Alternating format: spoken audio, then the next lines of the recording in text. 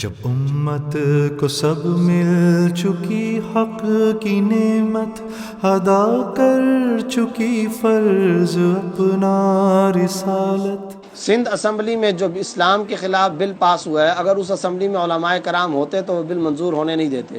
جیسے پنجاب میں فلاں صاحب نے اس کے خلاف آواز اٹھائی ہے، لوگوں سے اپیل ہے کہ علماء کرام کو لاؤ، ایسے بل پاس نہیں ہوں گے۔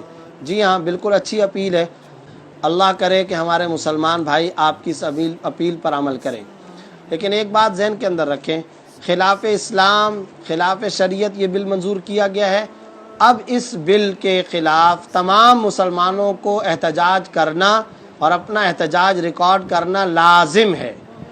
ظالمانہ بل ہے، شرمناک بل ہے۔ یعنی میرا ایک 17 سال کا نوجوان بھائی اگر وہ ہندو سے مسلمان ہونا چاہتا ہے، ظلم دیکھیں، بے غیرتی اور خباثت دیکھیں کہ وہ اسلام نہیں قبول کر سکتا۔ کلمے کے نام پر بننے والی مملکت اور اسی میں کلمے پر پابندی قدغن لگا دی گئی ہے۔ امریکہ میں یہ قانون نہیں ہے، برطانیہ میں یہ قانون نہیں ہے۔ میں نے ابھی حال ہی کے اندر ہانگ کانگ کے اندر کئی نوجوان مسلمان لڑکیوں اور لڑکوں کو کلمہ پڑھوایا ہے اور وہ اسلام قبول کر چکے ہیں۔ عجیب بات ہے۔ اور پھر دوسری شق اس کے اندر کیا رکھی گئی ہے، اگر کوئی اسلام قبول کرنا چاہتا ہے 18 سال تک تو وہ پہلے 21 دن کسٹڈی کے اندر رہے گا۔ یا سبحان اللہ، یعنی وہ پولیس کی کسٹڈی میں رہے گا۔ اور پاکستانی پولیس کسی گرفتار شدہ کے ساتھ کیا سلوک کرتی ہے، 21 دن تو دور کی بات ہے، وہ تو 21 منٹوں کے اندر ہی پولیس اس سے بہت کچھ اگلوا لے گی۔ اس کا مطلب یہ ہے کہ آپ نوجوان نسل کے اندر اسلام کا خاتمہ چاہتے ہیں۔ اگر کچھ کہوں گا تو کہا جائے گا کہ یہ تنگ نظری ہے۔ اپنے اعتماد کے اور جس امام مسجد، عالم دین، دارالافتاء اور مفتی کے اوپر آپ اعتماد کرتے ہیں، ذرا جا کر یہ ارکان ان سے فتویٰ لیں اور پوچھیں کہ کیا یہ بل منظور کرنے والے اور اس بل کے اوپر دستخط کرنے والے اور اس بل پر راضی رہنے والوں کا اپنا ایمان اس وقت کس پوزیشن کے اندر ہے، ان کے اپنے ایمان کی صورتحال کیا ہے۔ کچھ کہیں گے تو کہا جائے گا کہ یہ فنڈامنٹلسٹ ہیں، کہا جائے گا کہ یہ تنگ نظر ہیں، کہا جاتا ہے کہ یہ بنیاد پرست ہیں۔ لیکن سوال یہ پیدا ہوتا ہے، خود کتاب الآثار کے اندر یہ مسئلہ موجود ہے، فقہائے کرام نے یہ مسئلہ لکھا ہے، رجل قال لآخر اعرض علی الاسلام فانکر فقال اذهب الى فلان العالم کفر۔ اگر کوئی آدمی کسی کو کہتا ہے کہ مجھ پر اسلام پیش کرو، میں اسلام قبول کرنا چاہتا ہوں، اور اگلا آدمی اگر اس کو کہے، وہ عالم دین ہی اگر کیوں نہ ہو، وہ کہے کہ تم فلاں کے پاس چلے جاؤ، میں نہیں اسلام قبول کرواتا، تم فلاں کے پاس چلے جاؤ، لکھا ہے کہ اس نے کفریہ فعل کیا ہے، یہ کفریہ کام اس نے کیا ہے۔ آج اگر کوئی رکن یہ سائن کر رہا ہے کہ 18 سال سے کم والا یا 18 سال تک والا کوئی اسلام نہیں قبول کر سکتا، گویا کہ آپ ایک ہندو کو کہتے ہو مسلمان ہو کر تم اسلام نہیں قبول کر سکتے، یہودی نوجوان عورت، عیسائی نوجوان خاتون، ہندو نوجوان، تم اسلام نہیں قبول کر سکتے۔ یہ کہنے والا، یہ سائن کرنے والا، یہ منظوری دینے والا اپنا ایمان اور اپنا اسلام ذرا جانچے اور اس کی پڑتال کرے کہ اس وقت اس کے ایمان و اسلام کی کیا پوزیشن ہے۔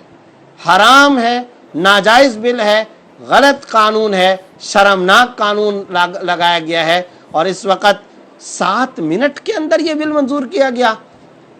اندازہ یہ ہے انشاءاللہ میں آپ کا یہ بیٹا، آپ کا یہ بھائی، الحمدللہ ثم الحمدللہ، اسے یہ سعادت حاصل ہے کہ میں نے اسی پروگرام میں سب سے پہلے اس بل کے خلاف آواز اٹھائی ہے، جس کا کلپ بھی اس وقت وائرل ہو چکا ہے اور بہت پھیلایا گیا ہے۔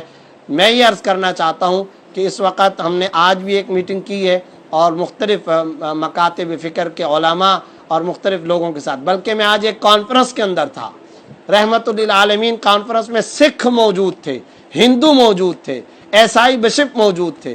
میں نے ان سے یہ پوچھا کہ کیا آپ بتائیے، آپ سے سوال یہ ہے کہ اگر کوئی ایک نوجوان قرآن کی سٹڈی کرتا ہے، اسلام کا مطالعہ کرتا ہے، اور وہ کسی عالم دین، بزرگ دیندار شخصیت سے متاثر ہوتا ہے، اسٹڈی کرنے کے بعد، سیلف اسٹڈی کرنے کے بعد اگر وہ اسلام قبول کرتا ہے، آپ کو اعتراض ہے؟ ہمیں کوئی اعتراض نہیں ہے۔ انہوں نے کہا کن آقاؤں کو خوش کرنے کے لیے یہ بل منظور کرایا گیا ہے۔ اور عجیب بات ہے، ایک سندھ اسمبلی کے رکن اور ایم پی اے صاحب سے ملاقات ہوئی، وہ صاحب کہتے ہیں کہ جناب یہ بل آیا اور اسی وقت اوکے کر کے اس کو منظور کر لیا گیا، صرف 7 منٹ کے اندر۔ آپ کے علم میں ہے کہ آپ کیا کرنے جا رہے ہیں، پتہ بھی ہے آپ کو کہ آپ کیا چاہ رہے ہیں اور کس چیز پر آپ سائن کر رہے ہیں۔ اس وقت علماء کے ذمے بھی ہے، دینی سیاسی جماعتوں کے ذمے بھی ہے۔ جن بھائی صاحب نے یہ سوال لکھا ہے میں ان کی تائید کرتا ہوں، مگر میں ساتھ ان سے بھی ایک بات پوچھتا ہوں۔ سوال یہ ہے کہ جب یہ بل آیا ہے تو ہمارے کتنے سیاسی دینی افراد ہیں جنہوں نے اس بل کے خلاف آواز اٹھائی ہے، مؤثر آواز کتنوں نے اٹھائی ہے؟ اس سلسلے میں کچھ ایسے حقائق ہیں جو بس اب دل کے اندر ہیں۔ اللہ رب العزت ہمارے حال پر رحم کرے، اور اللہ کرے کہ ہم وقتی سیاسی شخصیات سے مفاد حاصل کرنے یا وقتی کچھ سیکولر سیاسی جماعتوں کے قائدین سے تعلقات کو بچانے اور برقرار رکھنے کے اندر کم از کم یہ معاملہ نہ کریں۔ اور میں دینی سیاسی جماعتوں کے علاوہ دیگر جماعتوں سے بھی کہتا ہوں، کیا اسلام کے قبول کرنے کے حوالے سے 2-4 دینی جماعتوں کا ہی یہ فرض بنتا ہے؟ آپ مسلمان نہیں ہیں؟ کیا آپ کو اپنے اسلام پر شرمساری ہے؟ کیا آپ اپنے مسلمان ہونے پر شرمسار ہیں، نادم ہیں؟ آپ کو اسلام کی ضرورت نہیں ہے؟ لا یرضی لعبادہ الکفر، اللہ بندوں کے بارے میں کفر پہ راضی نہیں ہے۔ اللہ کہتا ہے کہ اسلام کی دعوت دو، پورے کا پورا قرآن اسلام کی دعوت دیتا ہے اور وہ انسانوں کو بلا رہا ہے۔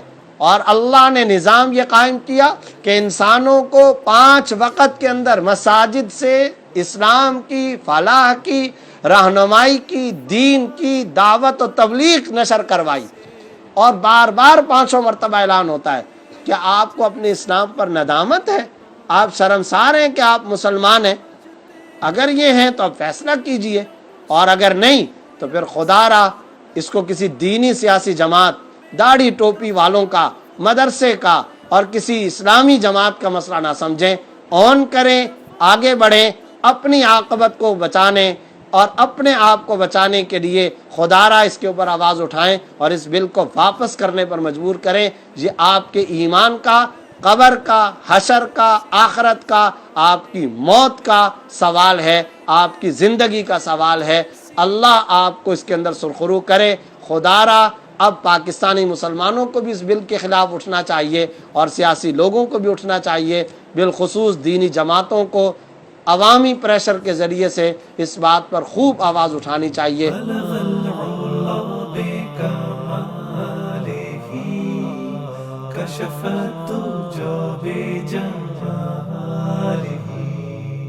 حسن